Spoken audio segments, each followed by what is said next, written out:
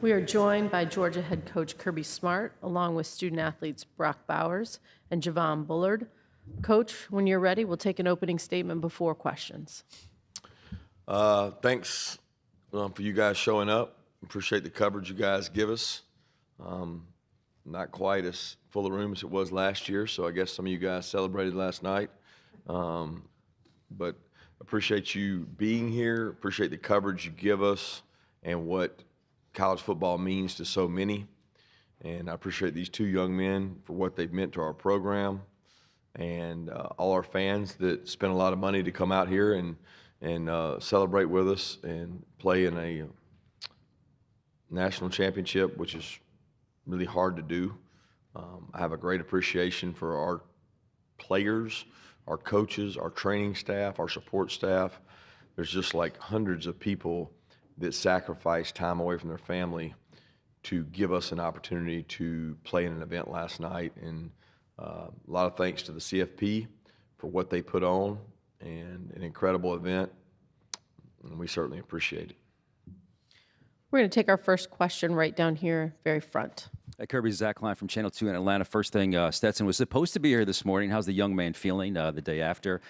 And two, a few days ago, you were talking about your season for next year start actually today. Are you going to put that on pause and appreciate what you guys were able to accomplish? Yeah, I mean, I am concerned about our season in next year.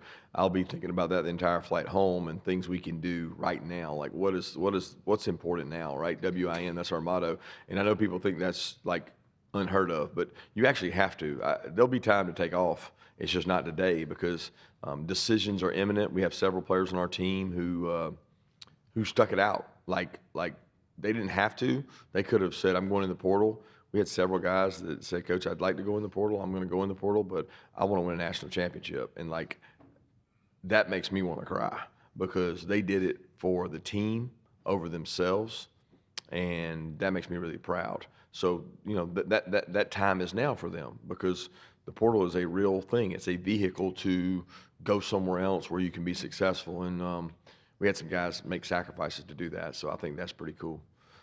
As far as Stetson, I don't know. I didn't see him, obviously. Take our next question right here on our left in the front. Dennis? Kirby, you said somewhere or another in the run-up to this game that it's human nature just to let down after winning one. You talk about that, and how do you get to 3? Yeah, I really don't want to talk about 3. I mean, that's it's human nature to relax. It's human nature to take the easy route, and I can be as guilty of that as anyone. But it wasn't this team's nature to relax. This team, this wasn't as hard a job as people made it seem because of the people we recruited, not because of talent, but because of what they were like, the DNA inside them. Like these dudes, this team was different. This team was just different. And every time they were backed against the wall, they came out scratching, clawing. Like we had a bad practice, we'd have a great practice. They responded to everything. So the team's like makeup. I didn't talk about this enough last night. Our team GPA was the highest we've ever had in like 15 years at Georgia. Georgia's not easy. Georgia's hard academically. So like when you have people that do well in school, they care about each other. I mean, Georgia's not getting easier academically. You have a chance at success, and these guys bought into that. So like starting to think about the next one, I do think it's going to be much tougher, and I do think we're gonna have to reinvent ourselves next year because you can't just stay the same. And like these two guys up here, like they're coming back, and we have a lot of guys, in my opinion, that are going to come back, and it's easy to get comfortable, and comfortable does not win. Stay down here on the front row to our left. Hey, Kirby, Ralph Russo from the Associated Press, and it's a follow-up to what Dennis just asked. Because you are, trying to build something greater than a one-off championship, than just a championship team, you're trying to build a championship program. Does this season, I don't know, if validate the right word, but provide a little bit more proof of concept that you are building, that your vision is really coming true? It's awesome, but I don't want their careers. I don't want their self-worth or our program's self-worth to be built on just championships. I get it. I get that's what you define, Joe Montana on, Tom Brady on, LeBron and Kobe and Michael Jordan on the number of championships. I don't want these young men to be defined by that. I don't want my career to be defined by that, because I know tons of coaches and players out there that didn't get one that had unbelievable careers. So I never hang a hat or say, you validate. All I want to do is be the best I can be today. And I want these kids to know that they need to be the best they can each and every day so they can be successful. And if you measure success based on wins in each day, that's what I want our success to be measured on. Next question over still to our left or in the middle. Kirby, the question was all week about Darnell. What did you see from him as he was working to Monday night, trying to be able to play, and then the fact he was able to play at all, just what it said about Darnell? Yeah, I think our training staff did a phenomenal job, and they can do the greatest job in the world, but if the player doesn't want to buy into that, then it's probably not going to happen. So he was not able to practice the entire time we were in Athens. We came to LA, he ran with the team and ran decent on the first day we were here, and then he practiced. And we felt like there was going to be a good chance he was going to be able to play. There was no chance of doing any more damage. And Darnell, is a classic guy that came to Georgia with the sole purpose of having an opportunity at the NFL. He wanted to play in the NFL. And by the time he left, he was one of the toughest players we had. Missouri, his shoulder pops out, and he will not come out of the game. I mean, he made 2 probably career-defining catches against Missouri, contested catches with a shoulder that was hurt, and he wouldn't come out. LSU, he gets cut. He's 6'7", and they cut him right at his ankles and shins, nothing worse than that, and he's waving people off. I'm not coming out. Like, I'm pissed off. And to see that growth and see him care about winning the game last night, like he played last night selflessly. Not a lot of throws targeted for Darnell. It was blocking and covering people up. And that part will always hold a special place in my heart for the sacrifices he made for our team. Next question over here, slightly to our right on the aisle. Yeah, Coach Brooks Austin with Dogs Daily.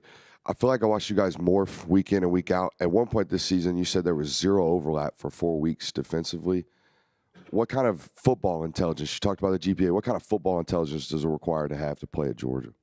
Yeah, a lot. JB will tell you, man, we spend a lot of time. I don't know how other people do it, so I don't want to brag and say, oh, well, we do this or that. I don't know what other people do.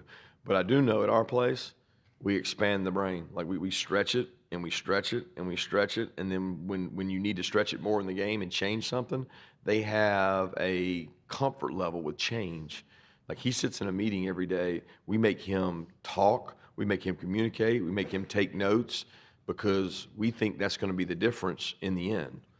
And it makes things easier to go from an offense that might be completely different when you're not afraid to change. And hey, I want to give a lot of talk last night about Stetson and Brock and offense, and this guy's the defensive MVP. But our defensive staff now, Coach Schumann, Coach Muschamp, Chidera, Fran, and Trey Scott did a hell of a job. Now that was, I don't know, 4th, 5th leading scoring offense in the country. I don't care what league you play in. Pretty incredible. Next question over here to our far right on the aisle. Yeah, Kirby, Mike Griffith from AJC Dog Nation. Obviously, Brock's had an incredible career. We know about his All-American status, and Stetson's, I guess, legacy is probably the best word. You had a couple of former three-star recruits this year in Kenny McIntosh and Ladd McConkey that, you don't see them getting all the All-American honors or the highlights. Can you talk about what those guys meant to the offense this season in terms of leading the team in yards from scrimmage? Yeah, Kenny, man, I can't even believe that he would be considered a 3-star. That's just disgusting to even think about because this guy's incredible athlete. I mean, his brother played in the NFL. He's got great DNA.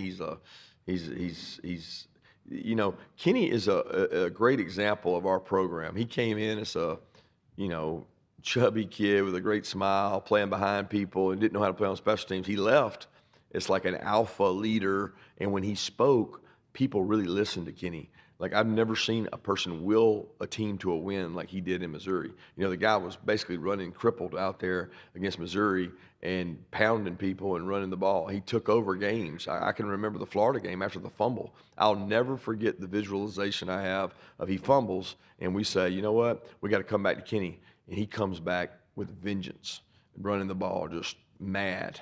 And those memories will stay with me forever. You know, and Ladd's another one. Ladd's, thanks to YouTube and smartphones, I probably wouldn't know who Ladd was because I watched him at a camp, just unbelievable quickness and suddenness, and he was beating kids that we were recruiting. And I'm like, why is nobody recruiting this guy? Like, what did he do? What did he do to not garner attention? Because all he does is make plays. You know, and there's a certain element of you get a full day's work out of guys like Bull and Brock, man. When they come to practice, we have to slow these two dudes down. Like, hey, slow down. That's how Ladd is. And when you have that kind of culture, it makes success come much easier. Right down here in the very front. Mark Weiser, Athens Banner Herald, for Javon and for Kirby. When you hear the words dynasty with Georgia football, do you think that fits this program now?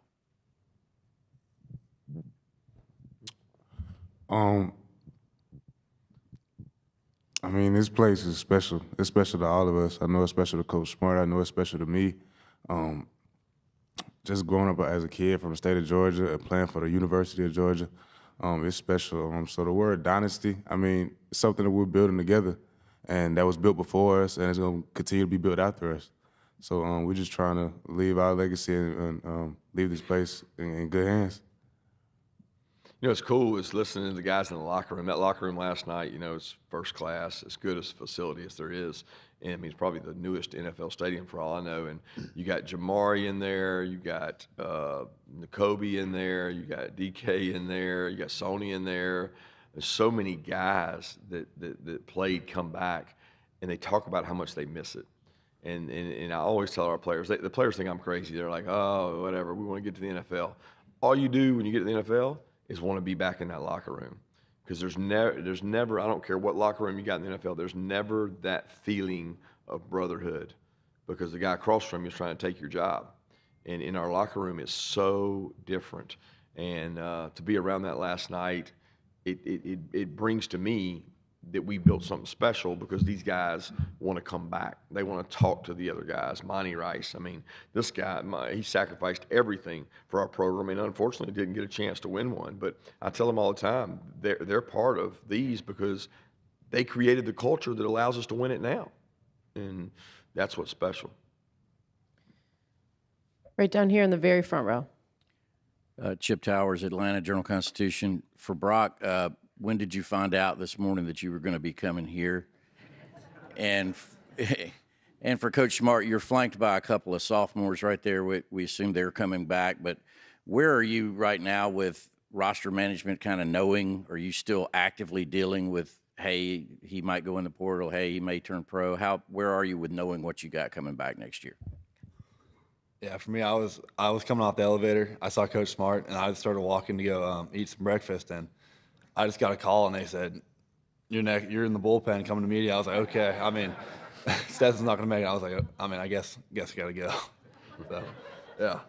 He's always wanted to be in Stetson's shoes, so now he gets an opportunity. As far as roster management, I mean, it's every day. It's continuous. I mean, we know the juniors coming out, and you mentioned about these guys. They better be coming back because they can't come out. So they better get ready to go to work, and they're going to be some of the key leaders. But we'll be dealing with it every day. I mean, We've been dealing with it and it's not like it just goes away, guys. I've been dealing with it a week before, the day of. We were dealing with it yesterday. I mean, we have 19 new guys that started classes yesterday. So we deal with it every single day, and it'll continue to be that way. And you respect the process. My saying is you got to be better at the process than everybody else is. You don't have to be perfect. You just have to be better at it than everybody else is. So if you're willing to work at it and have conversations, you manage it the best way you can. Right here in the front on the aisle. Good morning, Jeff Sintel, Dog Nation. This is a question for the guys and then Kirby. I guess I want to know, I'm curious about the games that Georgia played that we didn't get to see. Fall camp, when Iron went against Iron, when Javon and Brock were against each other. One, I wanted to know what that was like. And two, Coach, how much is that indicative in your stage in your career where, hey, this is the type of things we do now where we know days like today are possible? Yeah, I mean, I think like during those spring scrimmages and the fall camp scrimmages, I mean, we're going against the offense, going against probably the best defense than all those guys. So that really helps us out in the long run, and I mean, it really makes games almost easier than practice. So definitely helps. As far as like that, let me add some offense used to whoop our butt. Like when fall camp first started, man, offense gave us the business. But like Brock said, competing with those guys, man, knowing that you're going up against some of the best guys in the country, if not the best. Like I said, it gives you a sure amount of confidence going into the season because like you thinking that you already went against the best. So like when you compare it up to other competition, not to knock them down and nothing like that, but it's just like, okay, I went against Ladd at practice. I went against Brock. Like what better can I get from that? Yeah, I love the iron sharpens iron. I told our guys, I mean, every scrimmage we have, I said, you think you can get ready to go play teams in our league? You better get ready to play today. If you're not at your best today, you'll get embarrassed. And you're going against the best defense or offense you'll face. And they respect that. Our guys truly respect that. And those matchups, even I go back to the Ohio State week, Tuesday practice, we're in the indoor, and they were, I mean, I was ready to call practice off. They were going at it. And it was like Jalen Carter came to me and said, hey, can we do a bet, Coach, that we win team run over the offense, and whoever wins doesn't have to run, and the other team has to run. And I'm like, okay, sure, whatever. I mean, I'll go for a game, competition, make it a little fun. I usually don't like motivation tactics like that because it's artificial and you have to simulate it every time. Oh, I thought they were going to kill each other. You know, we had two guys tackle, we injured a back, and I'm like, guys, we're going to cancel practice if y'all keep doing this, because they were getting after it. And those are those legendary matchups. I always liken it to the Dream Team when they played, and they talk about how those two teams went at each other, and Jordan took over, and it was like that in our building. And I'm like, if cameras could see these guys go at it, you know, Cedric Van Pran takes so much pride in winning team run, and Jalen Carter takes so much pride in winning team run, that there comes a time when you got to call it off. And when you got that, you got something special. Next question on our far right in the back. Hey guys, Roger Manus with Atlanta CW. Kirby talks a lot about the selflessness and the sacrifice that you guys as teammates will do for each other. So for Brock and Javon, if you could just talk about that attitude from the player's perspective, being in that locker room. I know you both touched the ball a lot last night, but there's some games where, Brock, you just block, things like that. So just the player's mindset of that culture of being there for each other. I know, and as far as a defense perspective, you got to just do your job. Not being able to do, not just allowing yourself to do too much. You don't have to be a superstar. This is a help me help you defense. Knowing what you got to do and doing that to your full capability. The prime example that comes to my head is Marv Brackett. Just knowing like, okay, I know Chris Smith filling that alley, I stay inside. Even though I think I could probably make that play, it's not my job to make that play. It's Chris's job to make that play, and it seems to be working out pretty good. So like the selflessness is the team DNA is I feel like it's one of our DNA traits. We got so many selfless guys in that locker room last night, and Sherman had came up to us and he gave a speech last night, and it really touched me because he was just like, even if you're not getting in the game, we still need you. He was like, we still need you. We still need your motivation on the sidelines. He was like, don't hold your head low. He was just like, we still need that motivation. We playing in a national championship. We all get it. If one person gets a sack, the whole team gets a sack. So that selflessness is just really what this team is really made of. Yeah, I think it's what he said, just selfishness and just doing your job. Because I mean, we got so many playmakers on offense that I mean, everyone's able to touch the ball and make plays. So if it comes down to me blocking somebody from my brother behind me, then I mean, I'll just do whatever I need to do to get yards, get first downs, get touchdowns, and win the game. Take our next question right down here in the very front. Jeff Schultz of The Athletic. Kirby, obviously the quarterback position has always been about more than just athleticism, but Stetson was the extreme example of that. And you and Todd, I know, both acknowledged that you look the other way too often. I'm just wondering, moving forward, is this going to change the way you evaluate quarterbacks? Are you going to tweak your analysis at all moving forward because of what you just saw?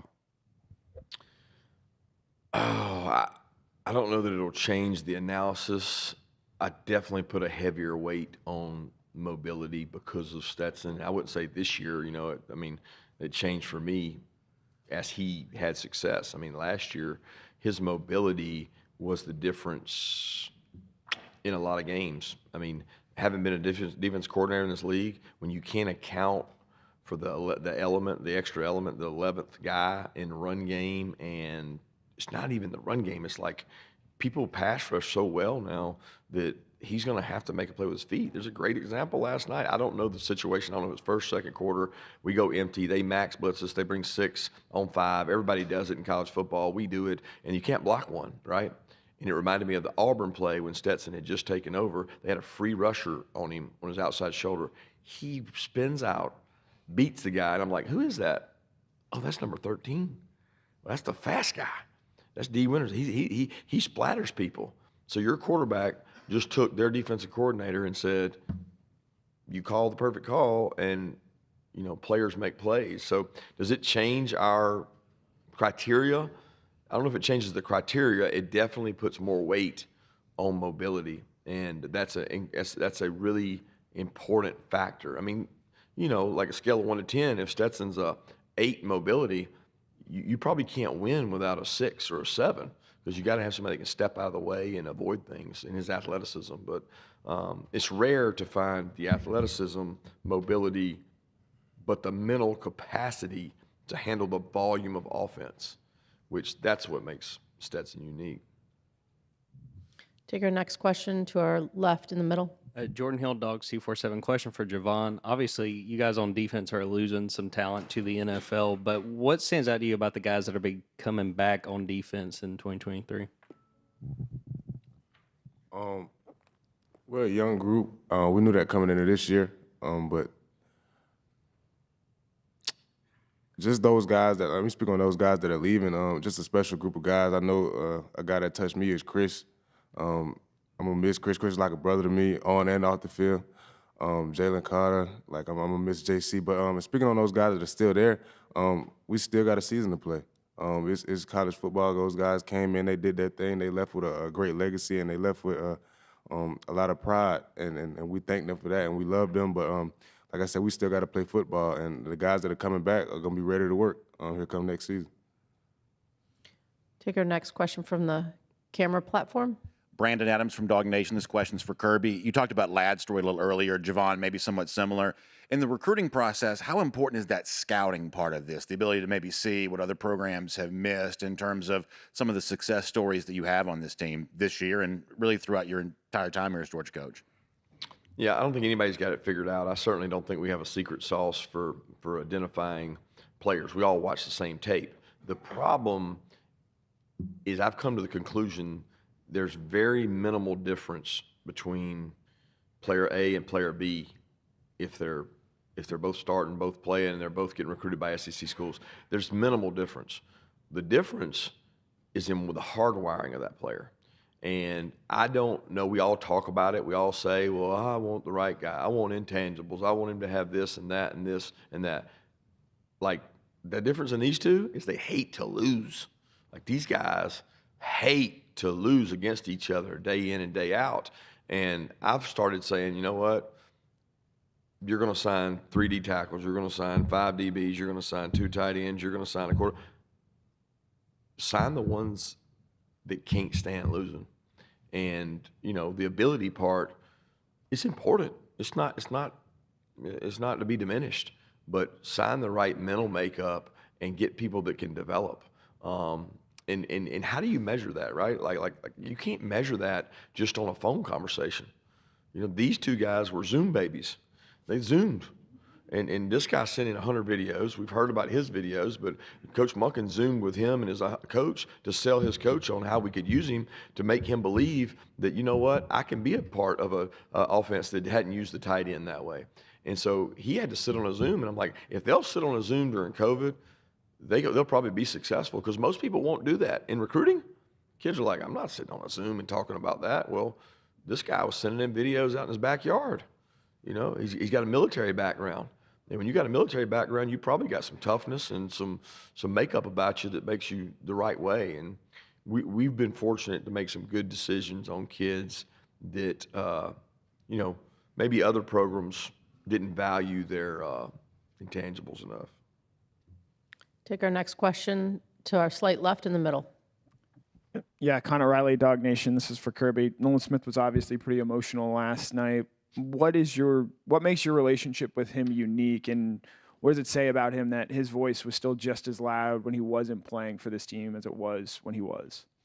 Well, my relationship with Nolan is unique because Nolan had a commitment to Georgia that was unlike many others. Okay, he was highly touted, considered one of the best players in the country, debatable always, but he committed to Georgia at an early stage in his career, and he stayed committed.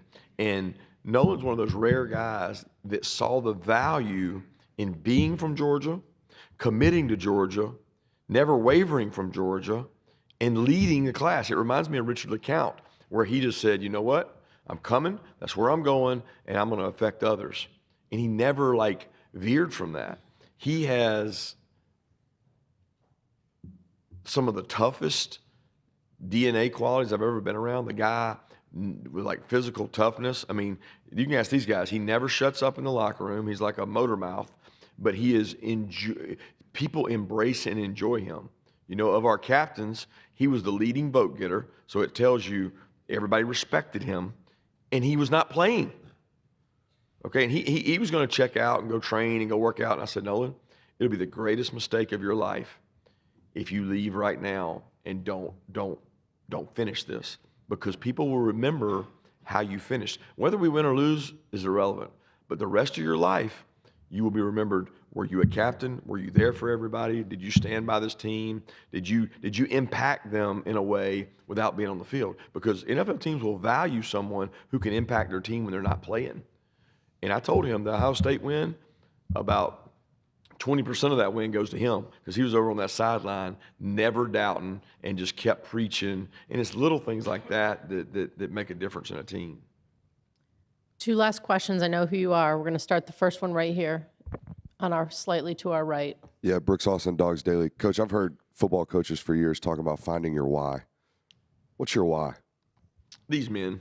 I mean, I know my why every day. I mean, it starts with my family, it starts with my wife over there and our kids, and these men, because there's not one thing I wouldn't do for these men. And I hate being in that locker room for the last time, because that team will never be together again. You know, and Coach Rick always touched me when he talked about Paul Oliver, and he talked about, you know, this is a young man that ended up losing his life because he felt like he didn't have somewhere to turn, and his career was over, and he felt like he was defined by football.